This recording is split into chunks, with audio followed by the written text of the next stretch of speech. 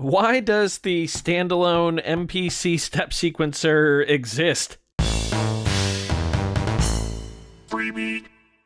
Hey, how's it going, everybody? Welcome to Freebeat, where I post new music-related content every single day, so if that sounds good to you, hit that subscribe button, ring that notification bell. Today's patron shout-out goes to Georgie. Hope I'm pronouncing that right. Thank you so very much for the support. Let's get started. So today, I want to talk about maybe the least talked about feature of the modern standalone MPC series, and that is the step sequencer, because I honestly completely forgot that it existed until yesterday when I was just moving things around a little bit, and I had the MPC one in my hands and noticed this little step sequencer button. Yeah. I've been playing around with it for a little today, and I've just been trying to figure out why it was even included in here, in the MPC one or any of the standalone MPC devices. Really, it just kind of, I don't know, seems like an afterthought, because you have this classic workflow, the classic MPC workflow, and implemented quite well, I might add, with the standalone devices, with the screen and all the dedicated buttons and the classic 16 pads, the Q-Link knobs, the big rotary here. It feels great. It works really well. And then you come down and you have the step sequencer. And I am just trying to figure out really what its purpose is here on the MPC, MPC 1 in this case, because like I said, it just kind of feels like an afterthought. Let me show you what I mean here. It's just kind of weird. Let's go get a drum kit. Let's get the 80s kit. There we go. So normally, if I wanted to record a pattern, I'd just go ahead and turn on my metronome, set my amount of bars, measures, my tempo, and I'd go ahead and record and finger drum something. Or I could go in and place the notes manually in the kind of piano roll view here, kind of Fruity Loop style, which that's cool too. That's how I usually work on the MPC one, is I'll finger drum it and then I'll go in to the grid and I will correct it in this view here. Super easy. However, today we're going to use the step sequencer. So it starts off with this empty view here, and we actually have the ability to use the pads to input our sequence. So that's great. That's really nice. So at first glance, it's like, oh, that's a super cool use of the pads, kind of inputting things pocket operator style with this 4x4 grid. But it's not as easy as the pocket operators. To switch whatever sound you're sequencing, you do need to toggle that on and off here with the pad select. So let's go ahead and pick a pad. What's nice is they do let you audition the sounds when you have pad select turned on, so that is nice. Let's get our kick drum. Let's go ahead and sequence 4 on the floor. Now you might think that the step sequencer treats this upper left-hand corner as step 1. You would be incorrect. That is actually beat 4. It actually starts down here in the bottom left-hand corner. So we go 1E and a 2E and a 3E and a 4E and a. So 1, 2, 3, 4. Kind of weird. Now, right now, our sequence is 2 measures long. This is obviously 1 measure of 16 steps. So to get to our second bar, we can actually click the plus button. Now we can sequence there. I actually quite like that. That's nice. So now we have 2 measures here. Whoops. You can also just input with your finger there. You might also have noticed that as I'm inputting notes, how hard I press the pad determines the velocity, which is nice. Let's go ahead and listen to this now. We can select our bars there like that. So measure 1, measure 2.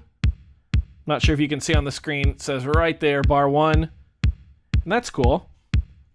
And we can nudge our notes right here, which is also nice. And we can control the master velocity for everything. And there's actually some velocity presets that we can pick, some different shapes here, which is really cool. I like that quite a bit. So now let's go ahead and get a snare drum. So we can either change the pad that we have selected by just clicking pad forward or pad back here. However, that doesn't audition the sound for us. So let's go pad select.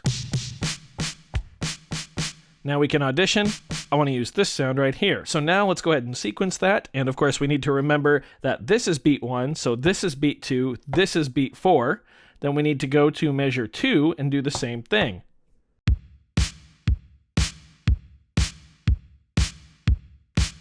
Now let's go in and actually change the amount of bars just to 1 so we don't have to jump between measures 1 and 2. Now, I was kind of hoping that Q-links by default would be set to things like turn on pad select mode, so you could just like turn a Q-link and then select your sound and then undo it and you'd be back to the input mode like this. But no, the Q-links actually serve a very, very strange function.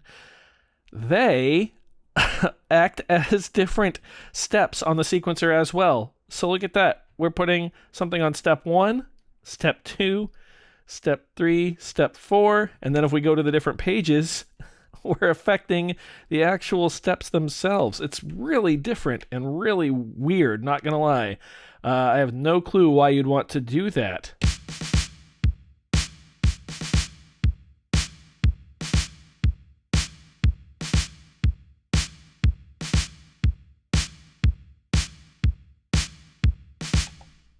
One thing I do like is watching the LEDs on the pads change as I turn the Q-links, though. That's fun.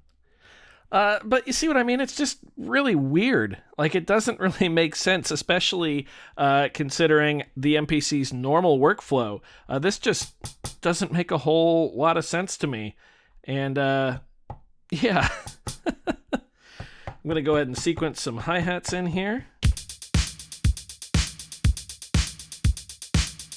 I mean, I guess it's cool if you want to go along and sequence your entire song like this, but it would take a while, especially toggling between pad select on and off. It's interesting, I'll give them that. It's not very usable or user-friendly in my opinion, especially when there's so many better options to record and work with, you know, on the MPC standalones. But it's different. It's fun. I will say that. It's very fun to use these pads like this. I really wish there was an option to reverse how the sequence was laid out. So this was beat 1, and then down in the bottom right-hand corner, we had the, the last count of beat 4. I think that would be pretty intuitive. I would actually like that a lot. Now, speaking of interesting functions here, we do have the flip steps option, which is, again, weird and interesting. So let's go ahead. Let's take our cowbell here, and let's go ahead and put that on the off beats like this here. So 1 and 2 and 3 and 4 and. Let's listen. Now, if I go ahead and click on flip steps, it's actually going to place our sound on all the steps I didn't pick, and it's going to remove the sound from the steps that I did pick. Just like that.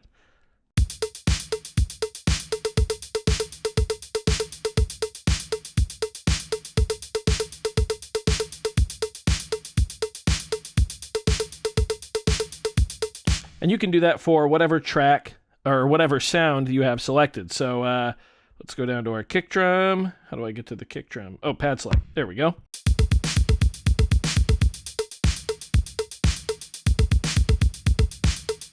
Super weird. And it gets even weirder when we go to like a new track and we set it to a plugin. Let's go and try to step sequence a melodic thing here.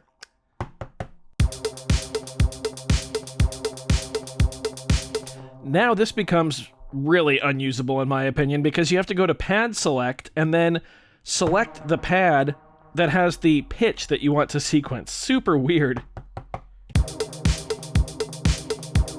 So you really have to kind of know where you are on your scale. So if this was, I don't know what key I'm in, maybe G, then this would be my B flat, and I want to go up and get a D, which I think is, let's see, B, C, right here.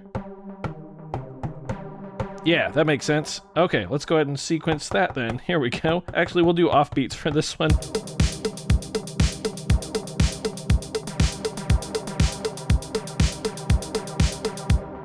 So, yeah, I'm just kind of having a hard time wrapping my head around why this step sequencer was included. I'm not really complaining because it's fun to use, and it's just a good way. Oh, I was in G. Look at that, learning my perfect pitch.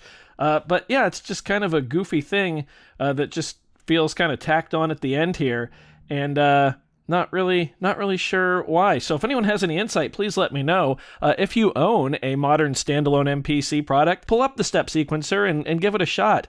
It's kind of fun. Not saying you're necessarily going to write your whole song on it, but it's definitely a very different way to work within the MPC ecosystem, and it doesn't really feel like you're on an MPC device. It's really interesting, actually. So I do hope you found this video informative, or at least entertaining. If you did, be sure to leave a like on it. If not, you can always leave a dislike. Doesn't hurt my feelings, just makes me try that much harder next time. Either way, be sure to hit that subscribe button, ring that notification bell. Thank you so very much for being here. I hope you're all excited for the big surprise coming this month. Now it's December. Huge surprise this month. Thanks again for watching. We'll see you next time. Bye.